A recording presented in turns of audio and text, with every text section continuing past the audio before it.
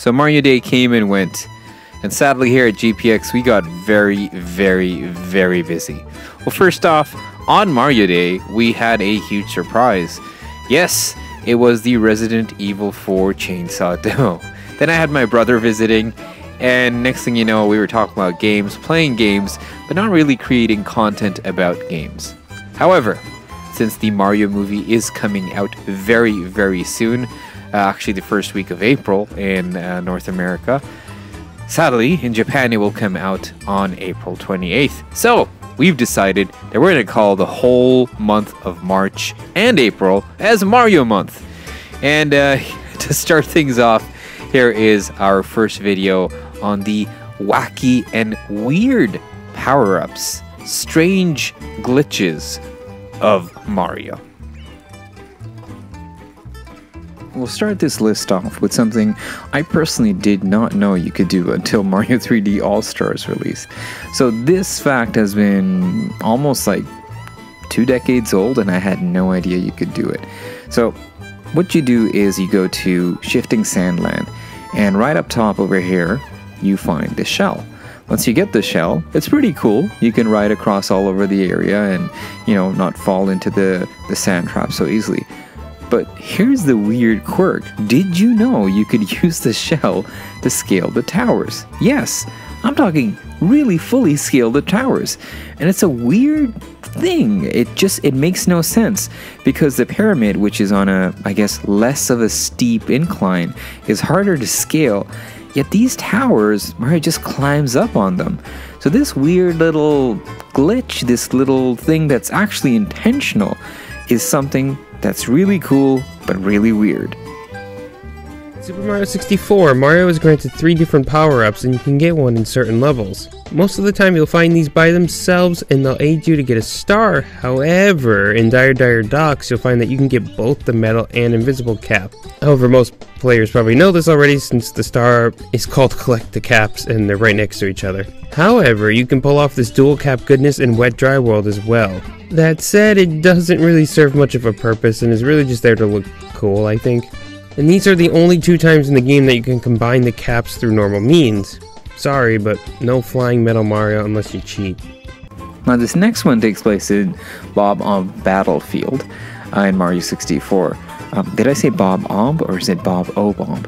I used to always call it Bob O-Bomb, but I guess I'm wrong there. So you go to the first level of Mario 64, and you actually need 10 stars to do this, because after 10 stars you can activate the red cap by looking up into the ceiling. So once you've activated that, go straight right here on the right hand side and jump, but don't catch that cap. So as the cap sort of floats over here, and if you notice I got it at the perfect angle, so it's just sitting there. As it's about to disappear, immediately jump and collect that cap and let the other cap fly on top of you. And if you do it just right, and I promise you it's actually pretty easy to pull off, Mario will be holding his flying cap. Now this is cool for a number of reasons, because you can jump up and Mario has the power of flight without the cap. See, Mario, you just had to believe in yourself. What's also cool, and my favorite trick, is you can hop on to one of those Koopas, take their shell, and sort of like do a Tony Hawk 64 before there was a Tony Hawk 64. It is super cool, really fun, and makes you realize it's not the caps that give him the power, it's Mario himself. So many fans of Mario will be familiar with the Minus World glitch in Super Mario Bros. The level is essentially just a repeating loop of infinite madness until you run out of time and die and lose your lives.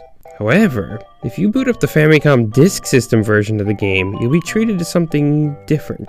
So start the game and do the glitch like normal, and you'll see the standard -1 screen, except the level is much different. Instead, it's an underwater version of 1-3 with Princess Peach. You'll even see Bowser here floating up in the air, a few enemies for some reason, and this Koopa Troopa who disappears sometimes. Oh yeah, don't grab the flagpole from the top. If you do, you're going to be stuck in a soft lock. Instead, you want to grab it from the bottom, and that's how you'll continue on. And instead of repeating the levels like the Famicom version, you'll move on to -2, which is essentially just World 7-3. However, if you hit the checkpoint, you'll actually just keep spawning under the bridge and keep dying, so you'll run out of lives here pretty quickly. -3 is a really weird level since it's World 4-4, but it actually has the underground color scheme. It also has floating bloopers, which is actually the reason they show up out of the sea in Super Mario Bros. The Lost Levels. And it's kind of cool because this is the only time in the game you could stomp on them and you get 1,000 points. Underwater you can't do that. You could even clear the level and get that standard Bowser level ending message, but there's no Toad here. He must be on vacation. The game resets afterwards, and if you continue like normal, the game treats it as if you'd already cleared the game already. So you'll see the Buzzy Beetles running around. Oh, I love talking about Mario Sunshine. Honestly, it's a great game despite some, horrendous levels that we're not going to mention in this list. That level is a weird thing on its own. So this is a very easy trick to replicate, and you don't need any sort of shine sprites, you don't need any advanced equipment.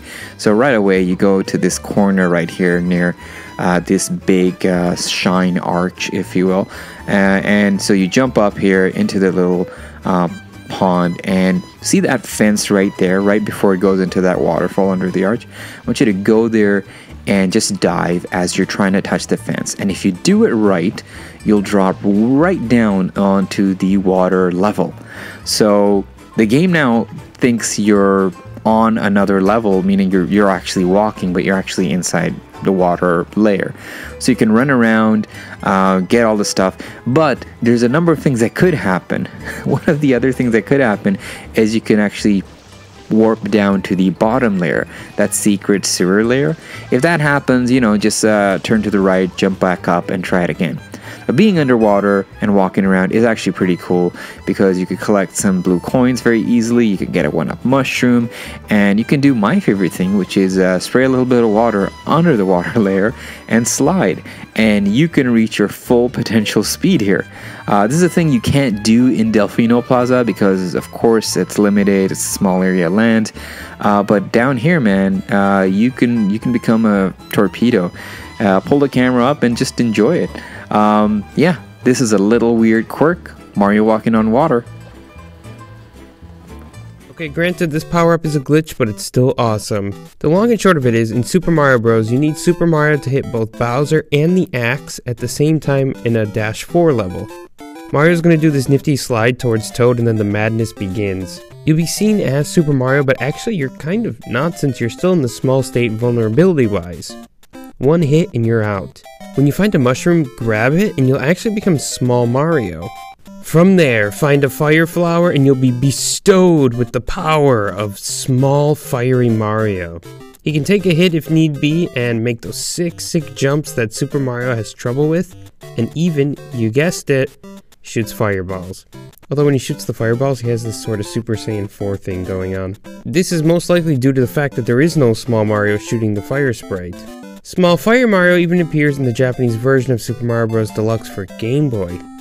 He functions nearly the same, but he can die in one hit. Years later, Nintendo did something pretty cool, which was make Small Fire Mario official with the release of NES Remix for the Wii U. It feels so Nintendo and yet so not like Nintendo at the same time. Maybe we'll see it show up as a proper power-up down the road. And that is all we have for today. Those are some of the weird Mario power-ups, glitches, things you could do without any modifications.